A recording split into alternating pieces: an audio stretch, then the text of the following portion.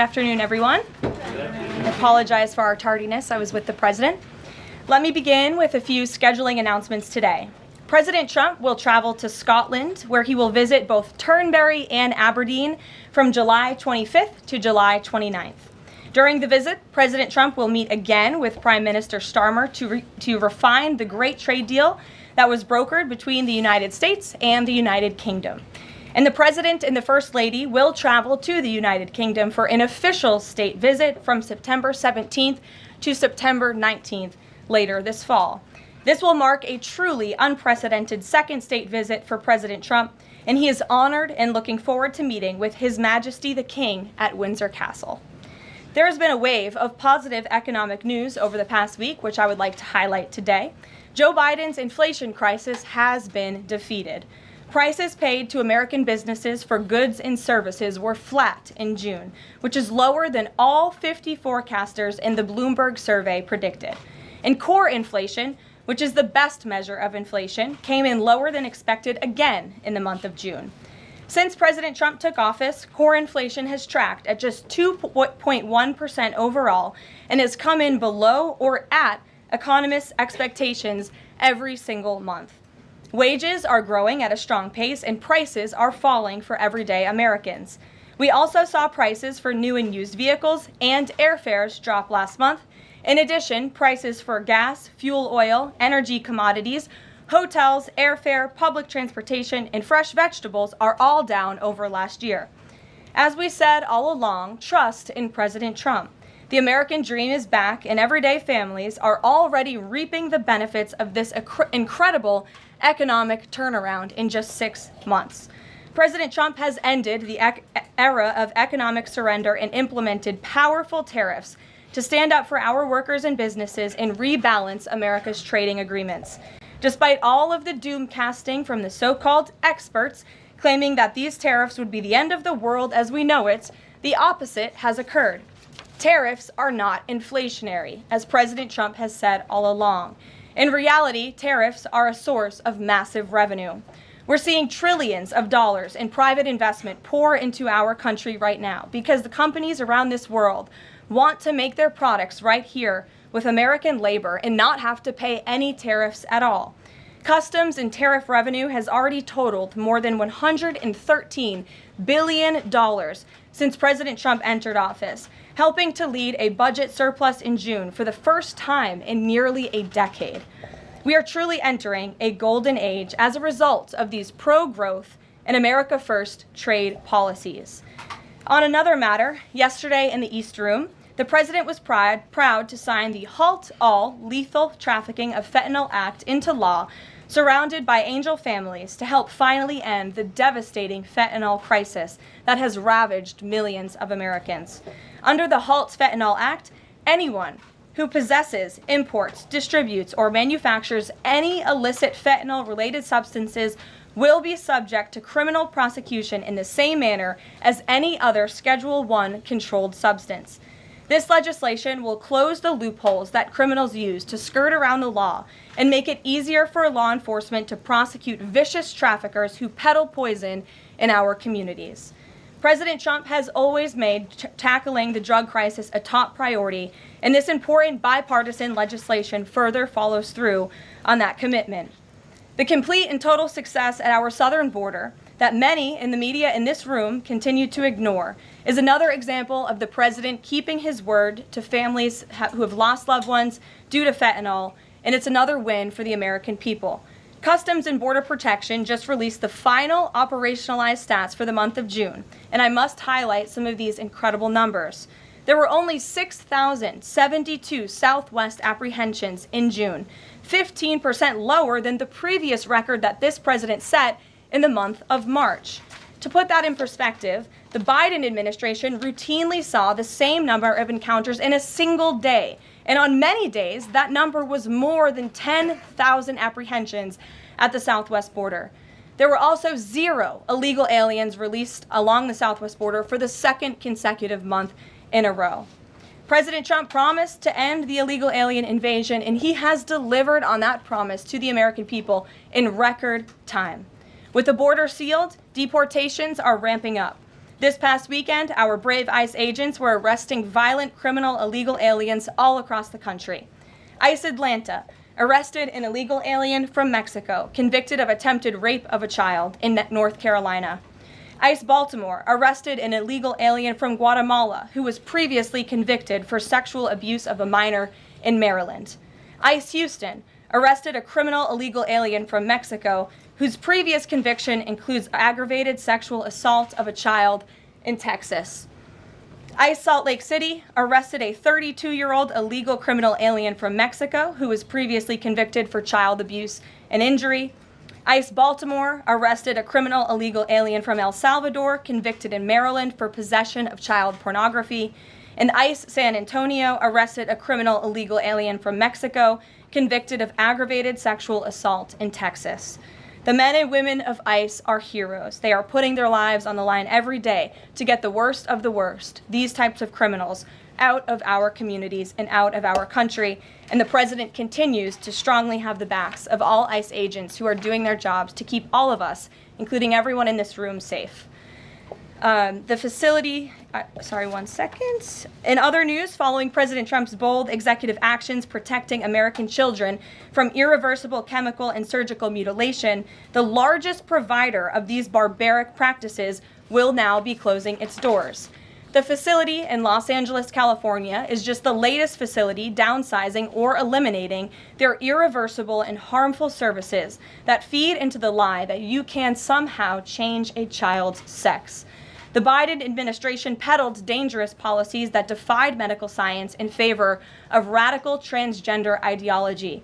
But President Trump has put an end to that to ensure America's children's innocence is protected and our children can lead healthy and productive lives.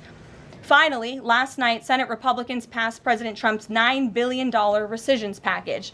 This will help restore fiscal sanity in our country by rescinding billions in wasteful foreign aid and finally ending taxpayer funding for PBS and NPR, two media organizations that have ridiculously used federal dollars to push a partisan left-wing agenda for many years. The House should pass this rescissions package immediately and send it to the president's desk for signature. On another note, I know that many in the media have been speculating about bruising on the president's hand and also swelling in the president's legs. So in the effort of transparency, the president wanted me to share a note from his physician with all of you today. In recent weeks, President Trump noted mild swelling in his lower legs. In keeping with routine medical care and out of an abundance of caution, this concern was thoroughly evaluated by the White House medical unit. The president underwent a comprehensive examination, including diagnostic vascular studies.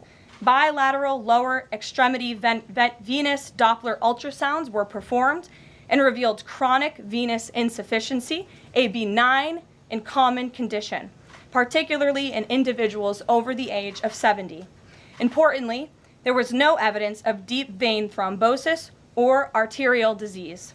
Laboratory testing included a complete blood count, comprehensive metabolic panel, coagulation profile, D-dimer, B-type natriuretic peptide, and cardiac biomarkers.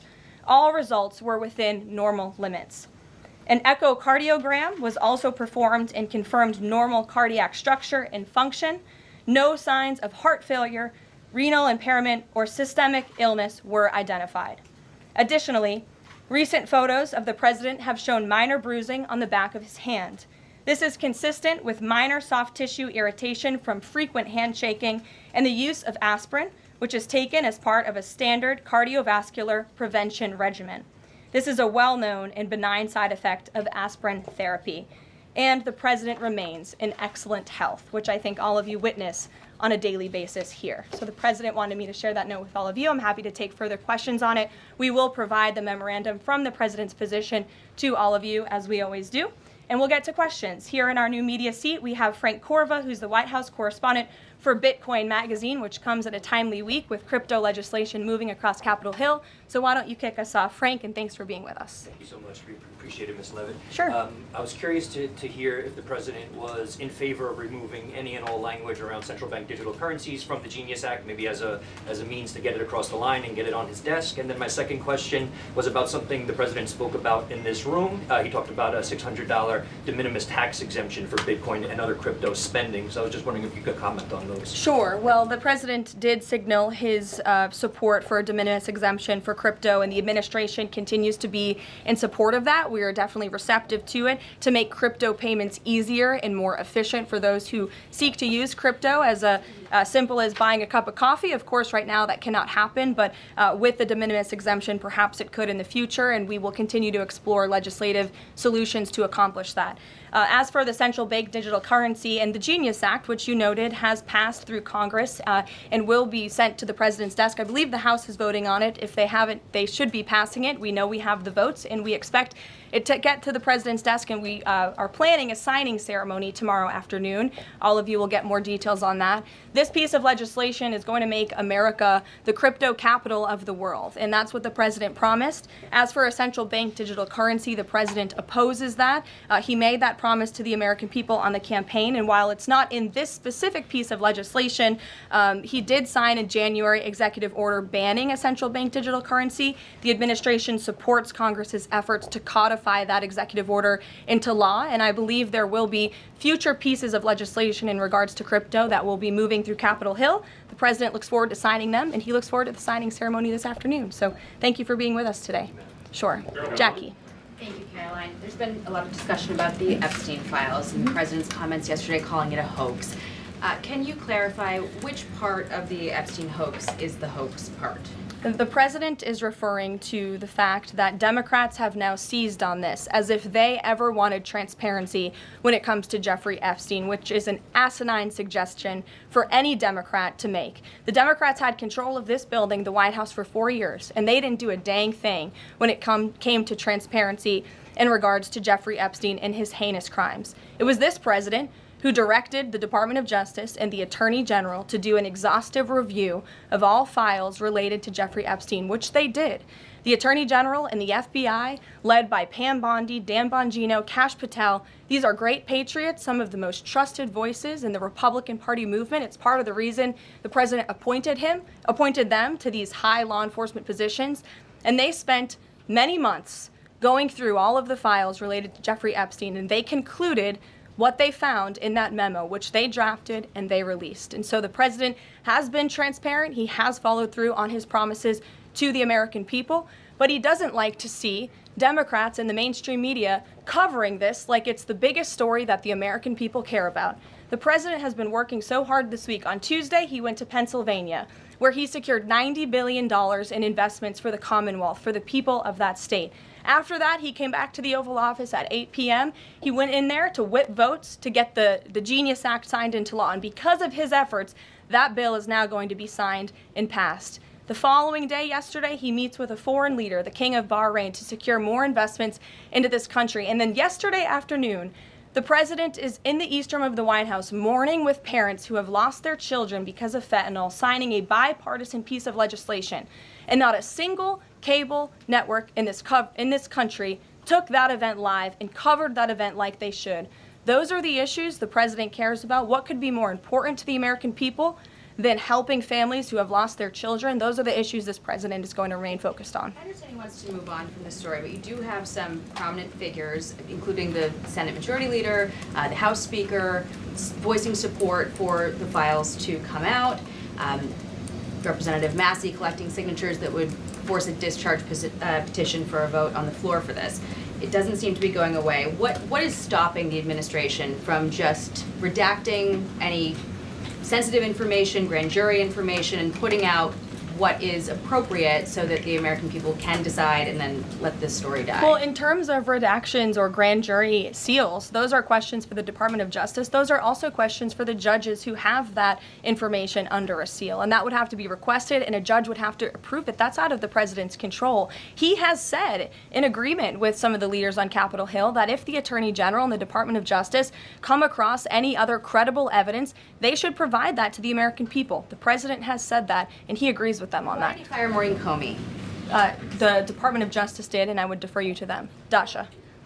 Has the White House been directly in touch with some of the MAGA influencers that are still not satisfied with the administration's handling? And has the message to them been similar to what the president has said, which is sort of either let this go or we don't need your support? Well, look, the president and this team are always in contact with the president's supporters, with voices of many kinds on both sides of the aisle. I think that's part of the reason this president is a great president, because he's willing to listen and hear other people's perspectives. But ultimately, he has led this country, not just over the past 6 months to historic success, but also through his first 4 years as president. And as the leader and the creator of the MAGA movement, he has led through these perilous times for our country based on instinct and in the best interest of the country. And as I always say, the American people should trust in President Trump. And what on John, the Fed chair? Go ahead, John.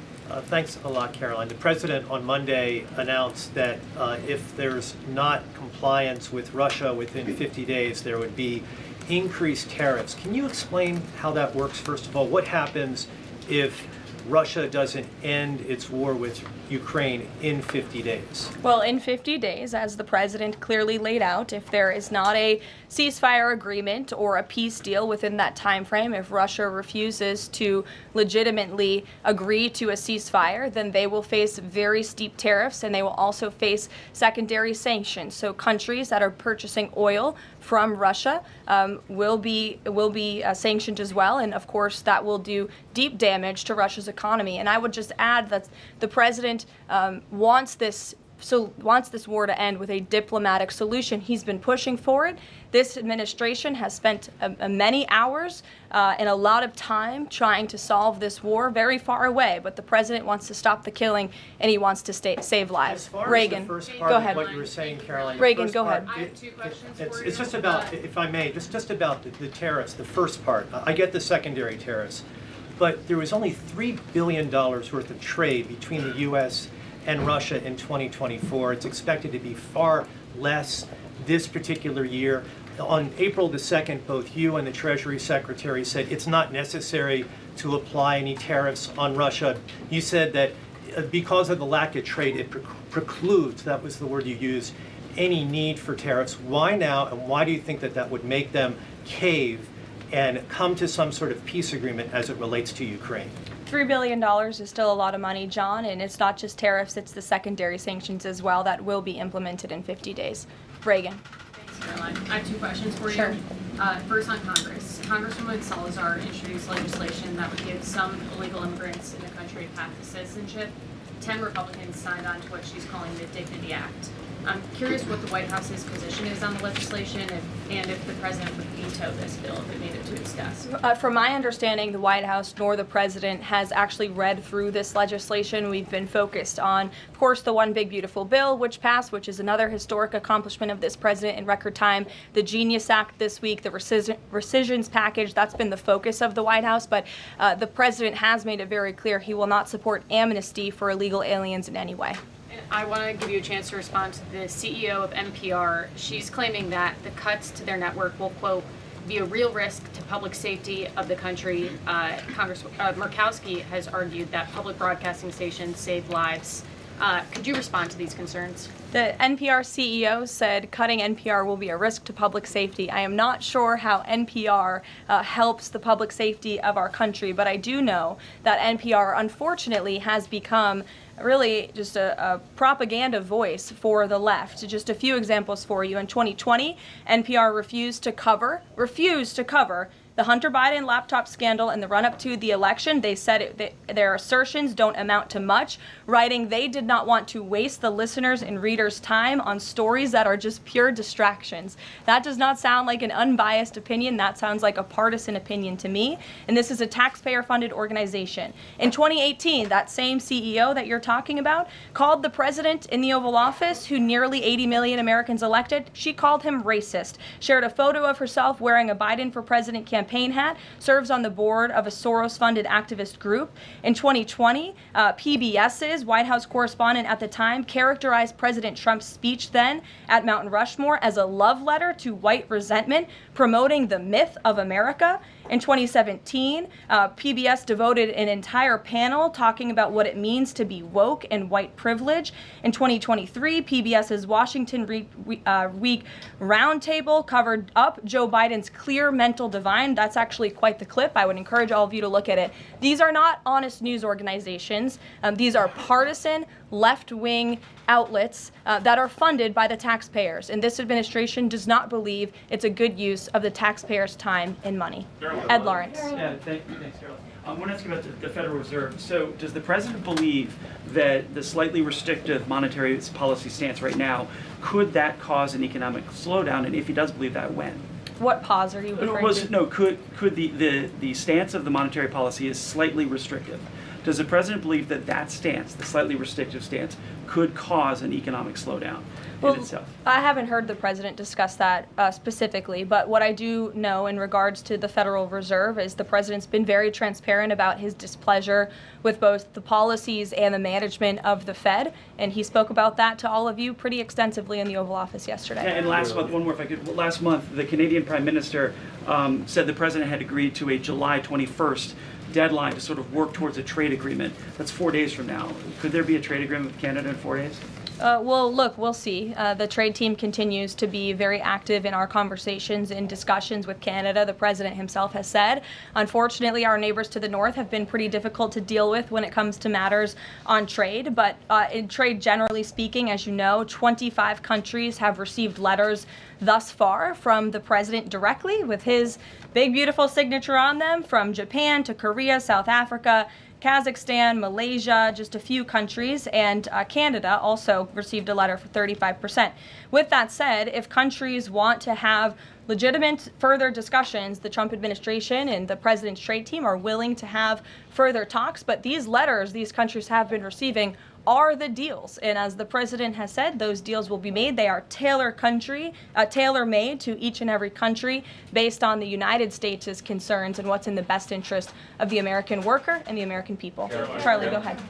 Thank you, Caroline. No, I called on Charlie, but Deanna, you can go ahead too. Go ahead. The president said that he floated the idea of a special prosecutor in the Epstein case.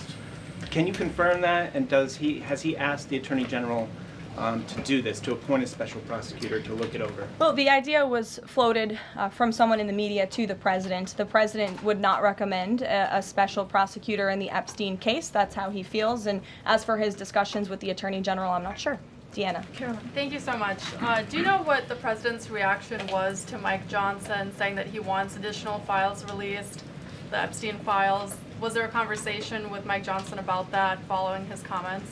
I won't discuss the president's private conversations with the Speaker of the House, but as I answered to Jackie's question earlier, the president has said if the Attorney General and the Department of Justice and the FBI have any more credible evidence in regards to Jeffrey Epstein's crimes, they should put that forward. He has called on them to do that. Sure. Thank you, Caroline. With a few days. I'll go to all of you, starting with the lady in the blue. Go ahead. With a few days to the August 9th deadline, how are the negotiations with Europe going? There's some sticking points.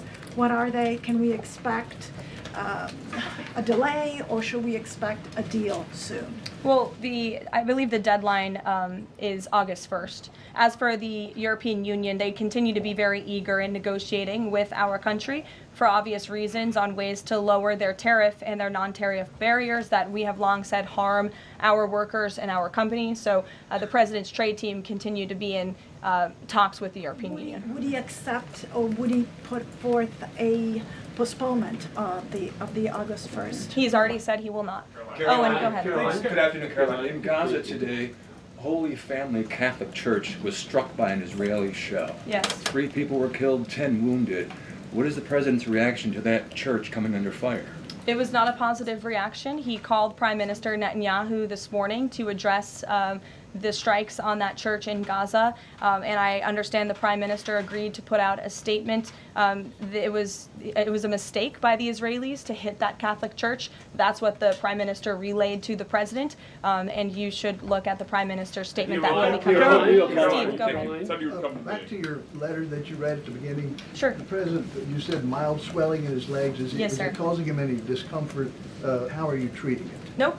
No discomfort from the President at all, and you probably all see that on a day-to-day basis. He's working around the clock. As for the treatments, I can defer to the President's physician, and we'll get you this letter. I think it will answer all your questions. There are reports that a Chinese-born banker who works in Atlanta for Wells Fargo is being prevented from leaving China. Has the President, is he going to bring this up with President Xi? Are you aware of the case? I'm not aware of the case, but I'm sure our National Security Council team is. Steve will get you some answers on that. Caroline. Thank you, Caroline. 2 questions. So the first is that President Trump said that the Attorney General only gave him a brief overview of what was in these Epstein files. Does he have knowledge or an understanding of what is in the files related to Epstein that have not been released? Not to my knowledge, and that's a question for the Attorney General, as I said, and the President has told the Attorney General if they have any more credible evidence, they should release it. Is that evidence, would she have to run that by the President before she released it? I don't think so. He said if she has any more credible evidence, she should release it. You're on. Go ahead. Thank you. Go ahead, yes. Great. Thank you, Caroline. 2 questions. One, today. And you can go ahead, Andrew. Don't worry. Today, tens of thousands of folks are rallying nationwide to honor the legacy of Congressman John Lewis. Meanwhile, Republicans in Texas reportedly are working to redraw congressional maps at President Trump's urging.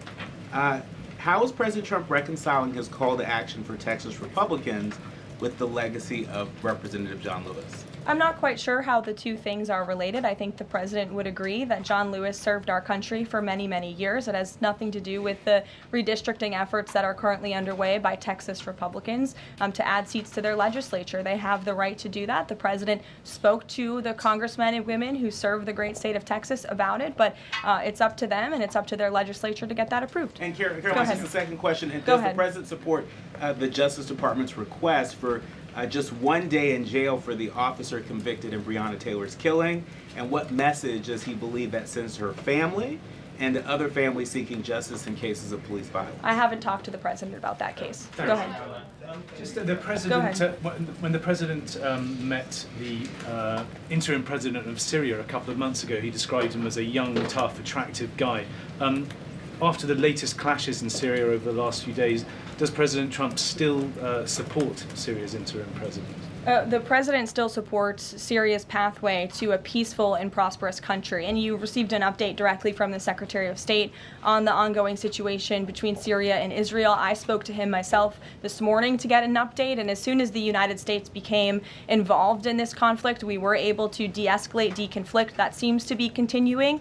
Syria agreed to draw back their troops that were in the area where that clash was ongoing, and we continue to be very actively monitoring the situation. The President wants to see Syria become a prosperous and stable country, and by the lifting of the sanctions on Syria, he's giving them a real chance to do that, and he wants to see that through. Andrew, go ahead. So on Tuesday, the President told a very detailed story about his uncle, noted scientist John Trump, and Theodore Kaczynski, the late Unabomber. He said that Dr. Trump taught Ted Kaczynski. Ted Kaczynski was not identified as the Unabomber until 1996, 11 years after John Trump passed away. It would have been impossible for John Trump to have ever discussed the Unabomber with the president. So what was he talking about? And I have one follow-up. Andrew, with so many issues going on in the world, I'm a little bit surprised you would ask such a question, although I'm not sometimes coming from you, I will say, but I'm willing to give you an answer. Nevertheless, the president's uncle did, in fact, teach at MIT. He was a very intelligent professor. The president's very proud of his family. In fact, the president has a letter from his uncle on the MIT letterhead that sits in the Oval Office dining room. Maybe we'll let you see it sometime. And then Elizabeth. Caroline, one more on Elizabeth, will the go president consider pardoning Ghislaine Maxwell Elizabeth, if the Epstein case is a hoax? Okay, I'll start off with the president said last week he would not be getting involved in the New York City mayoral case.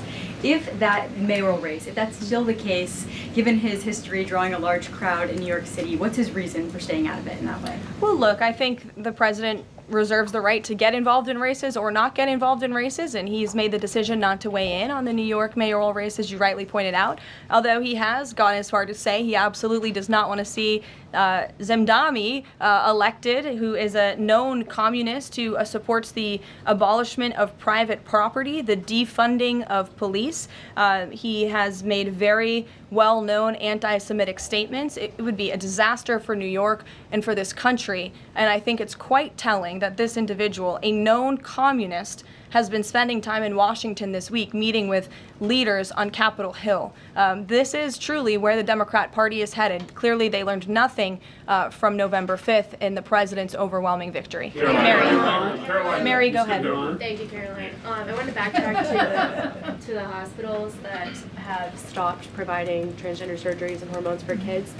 On this front, does that have anything to do with the DOJ's subpoenas last week? Should we expect any more hospitals to be shutting down their programs?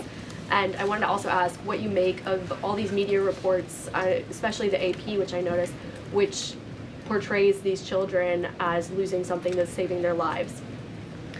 Yes, I think the president spoke a lot about this issue, which is a political issue, but also really a cultural issue that impacts children and families. He talked about it a lot on the campaign, and I think he was quite surprised by the uptick we were seeing in the embracement by the Democrat Party when it comes to the chemical castration and mutilation of young, innocent bodies. And so the president made it a very early priority to sign very strong executive orders to cut off the funding for any hospital or any medical facility in this country that provides such barbaric procedures. And as a result of that strong policy and the president's strong common sense position on this issue, we've had such an overwhelming response, which is great for children in Arizona. Phoenix Children's Hospital has stopped providing puberty blockers and hormone therapy to minors. In California, Stanford Medicine ended sex change surgeries for minors. Children's Hospital Los Angeles is closing its Center for Trans Youth Health and Development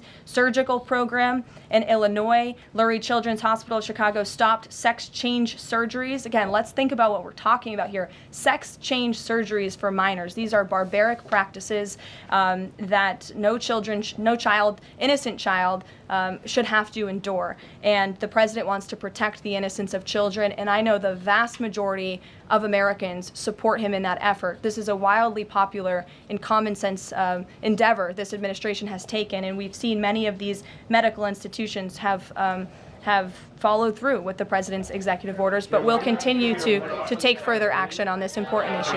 Garrett. I too, if you'll indulge me. Sure. On the recisions package, I wonder what the White House makes of this theory that it increases the odds of a shutdown. The theory is basically, why would any Democrat vote for a bipartisan spending deal with Republicans if Republicans can turn around and claw the money back the next day? Look, $9 billion worth of crap that it was in our federal funding that is now being rescinded. This is a good thing for the American people and the American taxpayer, and I think our Office of Management and Budget Director was saying this process should be more bipartisan. Democrats, there was a time in this country where Democrats too cared about getting rid of waste, fraud, and abuse in our federal spending. I think every American agrees the government spends way too much money on things that don't matter. Some of those things include PBS and NPR, or for instance, the Democracy Fund, which was funded to the tune of $83 million through the Department of State, but they were giving hundreds of thousands of dollars for gender equality and empowerment hubs in Yemen, $3.9 million for strengthening information integrity, equality, and democracy for LGBTQI population of the Western Balkans. These are not good uses of the taxpayer funds, and Republicans are proud to lead that effort, and we wish more Democrats would join us in that. I wanted to follow up on the Maureen Comey question just to clarify. Did the White House have any knowledge, or did the president sign off on her firing? This was a decision that was made by the Department of Justice. There was an agreement that was made between Immigration and Customs Enforcement and the Centers for Medicaid and Medicare Services regarding access to Medicaid information for 92 million Medicaid recipients around the country. That includes health information.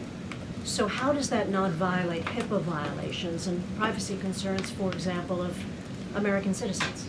I'm going to have to defer you to Immigration and Customs Enforcement on that. I'm unfamiliar with that agreement that they made. Thanks, Caroline. 2 questions. Russ Vought said today he's going to be looking into cost overruns in the Fed's renovation projects. Is there a deadline for him to come back with findings to the president? I don't believe there's a deadline the president has set for Russ Vought, but I think, again, this is a good use of taxpayers' time to look into this project that is millions and millions of dollars over budget. It's for a big, beautiful mansion for the federal chairman, reserve chairman, and I understand that it costs much more than it did the beautiful palace that many of you joined us at when we went overseas. So it's completely unnecessary, it's overpriced, and I think it's a good thing the administration, led by the president, is looking into it. If there ever were to find wrongdoing or fraud, would the president reconsidering firing Jerome Powell? Look, it's a hypothetical question. We'll see where it goes. The president spoke about how he feels on this matter yesterday. Sure. Thank Go you ahead. so much, Caroline. So we saw Ambassador Huckabee arrive to Prime Minister Netanyahu trial to show his support. Does the president plan to impose any kind of sanctions against the Israel judicial system? I don't have any update for you on that or any announcement on that front. I don't believe so. Does the president believe that justice has been served in the Epstein case? Look, the president believes that he directed the Department of Justice to do an exhaustive and thorough review, and they did that. And they all agreed, the FBI director, the deputy FBI director, the attorney general, on the memo that they drafted and they released. Caroline, just a follow-up on Reagan's question. Representative Salazar's bill, it grants illegal aliens with legal status for 7-year increments. It also gives permanent path to residency for so-called dreamers. And, you know, President Trump and Labor Secretary Chavez, who previously co-sponsored a version of this bill when she was in the House, they've spoken about a work deal similar to the bill, I believe. What's the difference between a work deal and amnesty? Look, as I told Reagan, the president, the White House have not reviewed this specific piece of legislation. It's just not where our focus has been. But the president, for one, has been very clear he does not support amnesty. We'll go to, oh, look at some friends in the back. Brian, go ahead. You didn't show up early enough to get some good real estate up here. I love it. Any update on the auto pen? I know that there was the DOJ and some others were looking into the thousands of documents that were signed off just before Joe Biden left office. Any update on the auto pen? Yes. I'm not laughing at you. I'm just laughing at how far away you are, and you're going to need to get some microphones back there. On the auto pen investigation, yes. The White House counsel's office has launched their own investigation into former President Biden's usage of the auto pen. We have requested some documents from the National Archives, and again, as I've said many times from this podium, and the president has said as well, it's incredibly important that we get to the bottom of who really was at the tip of the spear in the decision-making process here in the White House, because former President Biden himself admitted to the New York Times, I understand he never gave interviews when he was here, but now all of a sudden he wants to give one, and he said that he did not actually review every single pardon that he signed on his way out the door. That's incredibly concerning, and I can tell you it's something this president would never tolerate. This is a president who is signing things all the time. Any document that has legal implications, this president's signature is on it because he's the one making the decisions. It does not appear that was the truth in the previous White House, and I know the American people want to receive answers on who was running the show, because the decisions that were made in this place really destroyed our country, and we deserve to get to the bottom of it. Mark, in the back. Thanks. Some Christian groups are complaining that they are not able to get visas as quickly to travel to Israel, and it's been elevated to Ambassador Huckabee's station. Is the White House aware of that? Does it have any reaction to that? And is that part of the president's disappointment with Netanyahu's government? Look, I'm not aware of that, Mark, but I'm sure, again, our National Security Council is, and also the State Department. As you know, travel visas roll through Secretary Rubio's shop over there, whom we work very closely with. So we will check in on the matter. But I know overall, this president and the administration do want to streamline the visa process to make it easier for both Americans who want to travel abroad and people abroad who want to come to our country the legal way. Sure. Go ahead. I was going to the gentleman above you, but go ahead, Libby, and then you can go. Sorry.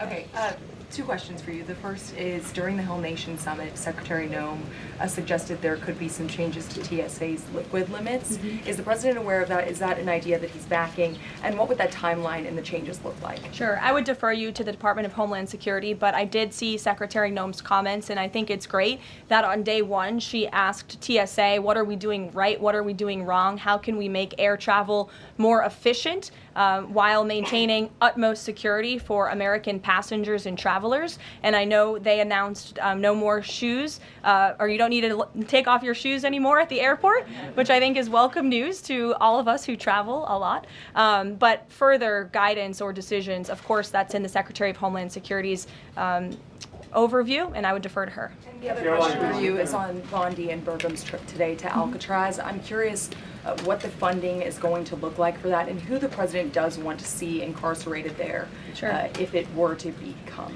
Sure. Well, this was an idea of the president. He spoke about it in May, and he directed his administration to review a reopening plan for Alcatraz if it is possible, which is why the Attorney General and the Secretary of Interior have traveled there today. They are touring the site, and if the Alcatraz prison is reopened, it would be under the purview of the Bureau of Prisons, and the Secretary of Interior also would play a big role in this as well. So they're there to review the site today, and I'm sure you'll hear more from them on it later. And just to follow up, Libby, on who the president wants to see housed in Alcatraz, the worst of the worst criminals in this country, both American criminals who convict heinous crimes, but also illegal alien criminals before deportation as well. Sure. Go ahead. The State Department yesterday urged the Chinese Communist Party to cease its campaign to eradicate Falun Gong, a peaceful spiritual practice. With the anniversary of this brutal persecution approaching, does the White House have a message for the CCP on this? Well, I will get you one, and we will get back to you. Sure. Go ahead. We'll take. Go ahead, and then go ahead. Sure. I've never called on you. Why don't you go ahead? In the red tie. Hello. Dr. Harper behind. Thank you. Yes. Go ahead. Go ahead. Me, thanks. Yes. Thank you, Caroline. Yes, you. What's your name? My name is Matias. Thank you. What's your outlet? I'm for Record TV, Brazil. Great. Brazil's President Lula recently said that President Trump was elected to govern the United States and not to act as the emperor of the world. And he also emphasized that Brazil is open to negotiation. I'd like to hear what you have to say about it, what the administration has to say about it, and specifically what areas are currently open to negotiation in the light of the 50% tariffs that were announced. Sure. The president is certainly not trying to be the emperor of the world. He is a strong president for the United States of America, and he's also the leader of the free world. And we've seen a great shift across the entire globe because of the strong leadership of this president. In regards to Brazil, the president sent a letter to Brazil announcing their new tariff percentage. He also directed our USTR ambassador, Jameson Greer, to launch an investigation of Brazil under Section 301 of the Trade Act of 1974, designed to address unfair foreign practices that are affecting U.S. commerce.